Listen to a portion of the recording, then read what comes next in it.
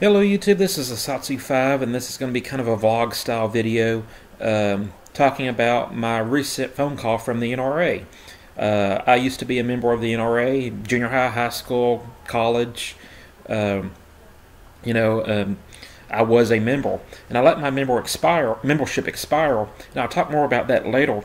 But anyways, I got a phone call from the NRA. It was an unknown number, so I didn't know who it was, but I answered it. And it was a woman who explained to me that she was with this certain division of the NRA whose job it is to contact former members and to encourage them to rejoin. And and she's like, "Yeah, is this Austin?" I was like, "This is Austin." She's like, "Well, my name's so-and-so." And she asked a very baited question, I noticed right off the bat. And that is there any law, she might have said gun control law, but I'm going to simplify it. Is there any law that can be passed to prevent murder? And obviously there's one answer to this question, and that is no. There is no law that can be passed that will prevent murder from happening.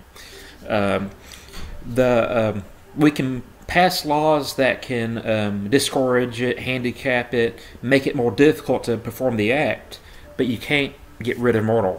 If someone wants you dead, they're dead, and there's plenty of examples of that throughout American history and other countries as well. It's very blatantly obvious you cannot prevent murder through law. And anyways, after I answered no, because I have a conservative mindset, I'm pro-gun. I studied criminal justice in college. I'm somewhat knowledgeable about these things. I'm not an expert, but I'm knowledgeable. She proceeded to kind of preach to me for I didn't stay on the phone with her very long. I ended the conversation because she was preaching to me and she wasn't giving me opportunities to talk, and she was saying stuff that I didn't feel was completely true. I felt that it was misleading, and I'm going to talk about that right now. The main problem I had with her was, one, it was not a conversation. She was preaching at me. Also, I happened to be on the clock, so I couldn't be on the phone for a long period of time. But the stuff that I did listen to, she said the freedom-hating left is trying to do whatever. I don't know what gun ban or gun control law it was, but she called them the freedom haters, or the freedom-hating left. And I was pretty disturbed by this. I'm not like very sensitive or anything, but I like to represent things as they are. And I had a problem with this terminology. And I wanted to tell her that I had a problem with this terminology, but she just kept talking. And I couldn't wait for her to be finished. So I ended the conversation. And it wasn't really a conversation. But she called them freedom-hating left. And I'm a firm believer the majority of the anti-gunners living in the United States are not freedom haters. I think this is very obvious, especially since after Trump was elected president. We had the feminists, we had the communists, social justice warriors. We had all those protests, and they're clearly taking advantage of their freedom of speech, the First Amendment. And I feel that they like freedom, especially when it suits them. They like the First Amendment, Third Amendment, Fourth Amendment, Fifth Amendment. I believe they love, I'm not going to say love the Constitution, but I believe that they like freedom. They appreciate freedom because they use it so often, kneeling during the pledge. But I don't think they're freedom haters. I just think they don't understand that part of the Constitution. And I'm going to use this example. I hate snakes. I don't like snakes. Anything that can move that fast, that quickly, and is poisonous is not right. But that doesn't mean I hate nature. I love nature. I love saltwater fishing, scuba diving, hunting, camping, hiking. I love nature. I like animals. But I don't and this has changed over with time, but originally I didn't understand snakes. I didn't like that aspect of nature. It's creepy. So I feel this is very true for the liberal left, the anti-gunners. I believe that they enjoy freedom and they like to exercise their freedom. They just don't understand that aspect of the Constitution.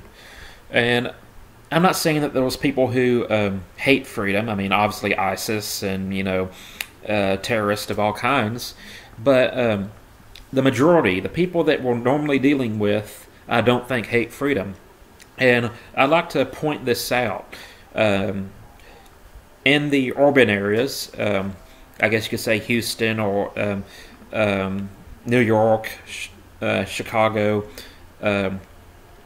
if your only experience with guns is of that of a drive-by shooting or gang warfare, you're going to have a sour appreciation for guns. You're not going to like guns. If your only experience with guns is negative, then you're not going to have the same outlook on firearms as I do. I grew up with guns. I hunted. I target shot. I was big into gun history. I really enjoy gun history and knife history and stuff. That's one of my biggest aspects of the hobby that I really enjoy. But I've had a lot of positive experiences with guns, and to me it's pretty obvious. Yes, if you don't want to be eaten by a lion, it's good to have a gun. Just like if you're a Cape Buffalo and you don't want to be eaten by a lion, it's good to have horns. That makes sense to me.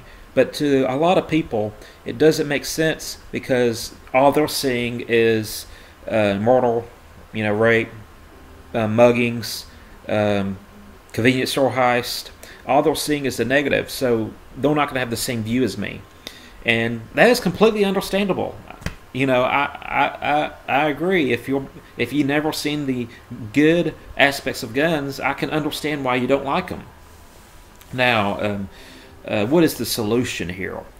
It's going to be very difficult to convert a anti-gunner who's in an older age. They're already through college and stuff, high school, whatever. It's going to be hard to convert them. But I believe the best thing we can do is to get some police officers and have a gun safety class. And get a police officer that's competent with handguns, not one that's going to shoot themselves in the foot during the gun safety class. He's obviously not competent with a gun. But yes, teach kids about guns. Teach them the 10 Commandments of gun safety. Teach them that if you pull the trigger on a gun and it is loaded, there is nothing you can do to stop that bullet from hitting what it's going to hit, and it's probably going to destroy it, unless it's some kind of 5-inch thick steel. But teach them that once you pull the trigger, whatever the gun's pointed at, it's going to get destroyed. That's what my dad did with me at a young age. He told me that when you pull the trigger, a hammer hits the primer. When the primer ignites the powder, it launches the bullet out the barrel. He says, if the barrel is pointed at your foot, you're going to shoot your foot. If it's pointed at your brother, you're going to shoot your brother. And and you don't have to get graphic with it, but just tell them, this is what a gun does. This is what it's for. And if you happen to come across a gun at a friend's house or on the side of the street, that actually does happen. Bad guy will ditch a gun on the side of the street. Teach them what to do, which would be to find an adult or a police officer. Tell them not to touch it or whatever. And I think it's a shame that schools only encourage gun safety in hunter's education classes. I don't think that you should have to join a hunter's education class to get these lessons. I think it should be, to everyone. If we have DARE officers that teach the dangers of drugs and what to do when you come across drugs, what to do when someone encourages you to take drugs, I think it's pretty obvious to me that we need to have a DARE officer that teaches firearm safety. And most police officers now have their own chief of police or police officers that protect the kids, it wouldn't be too big of a problem to get them to teach the kids about firearms. And I think that's the solution. Introduce it to them at a young age. You don't have to teach them to be marksmen. You don't have to teach them to shoot. You don't have to encourage them to shoot. But just teach them the safety aspect, what the guns are used for, and try not to give the gun this big aura of scary. It's an inanimate object. It can't do anything unless someone does something to it. And so, that's my thought process on that. I truly believe that the best thing we can do to anti-gunners is to make them not afraid of firearms. That's why I'm very disappointed in gun channels that bump fire unmodified semi-auto rifles, and they say, "Oh, look at me! I can do this without any modifications. I don't need a bump stock. I can just use my finger." Don't make guns any scarier than they already are. I don't want to scare liberals. I want liberals to be as comfortable around guns as they would a stray dog. You have to be cautious about it, but it's not this big scary thing.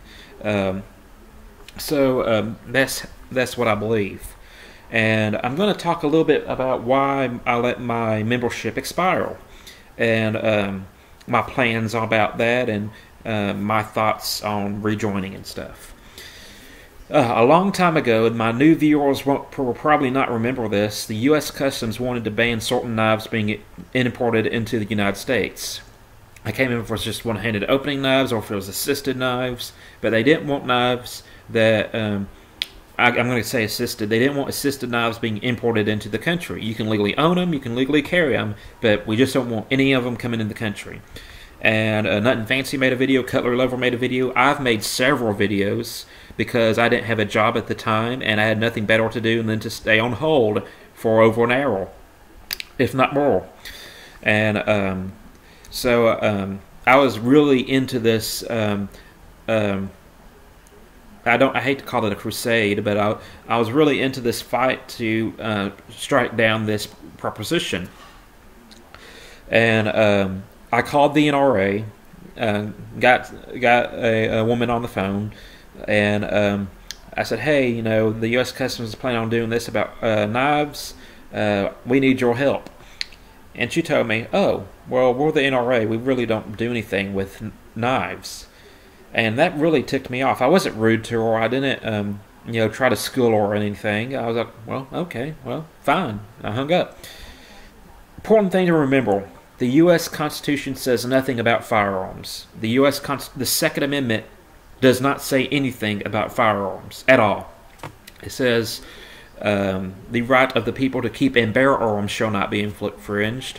And notice it doesn't say fire in front of it. It's arms. That means tomahawks, throwing stars, ballistic knives, swords, bayonets, hey, even cannons. The right of the people to keep and bear arms should not be infringed. That includes small arms. And so I was very disappointed in the NRA, and I was like, well, you're not going to do anything to protect the Second Amendment, then what use do I have for you? So I let my membership expire, and I hear that the NRA has collaborated with Knife Rights and stuff to do things. But and it might not be the NRA's opinion what that lady told me. That might have just been her opinion, uneducated opinion, and she just happened to blurt it out, and I took it offensively. The NRA might have been on top of the issue already, but she just was not in the loop, which is, that could have been it. Anyways, I've thought about joining the NRA. Rejoining a few times, but the financial situation is not what I'd like it to be, and I could probably cut back on certain things. But what basically happened is I got my concealed handgun permit, and I had a choice to join the NRA or join Texas Law Shield. And what Texas Law Shield is basically insurance that specializes in Texas law. If you use any legal weapon to defend yourself, they pay for the lawyer, and they will defend you. And you can pay for some upgrades that they'll protect you outside the state of Texas and stuff. But basically, they will assign to you a defense lawyer that specializes in self-defense law. And, I was like, well, I can either join this, I can join the NRA. And I thought to myself, I would rather have this insurance that specializes in Texas law to protect me in case I have to use a firearm or knife or pepper spray, a walking stick, a sword. That is now protected under Texas law. I can use a sword to defend myself in a public area. So I'd like to have someone that specializes in this law to protect me. And that's the decision I made. Maybe in a year when I get a raise in my wages, I might join the NRA. But that's why I let it expire. And so just to wrap things up, I'm not anti-NRA. I just feel that the language they use is not helping. She's trying to pull on the heartstrings of the super conservative people, and oh yeah, they're freedom haters. They hate freedom. They don't. They don't hate freedom. If they hated freedom, they want to be. Like I said, all the protests we have in Black Lives Matter, feminists, communists. Kneeling at the flag or during the anthem, all these things that they'll do, and they are embracing freedom. They just don't understand a certain aspect of it. Just like how my opinions changed about snakes, but for the longest time I didn't understand snakes. I know that they have a place in the ecosystem. I still don't like them, but I tolerate them.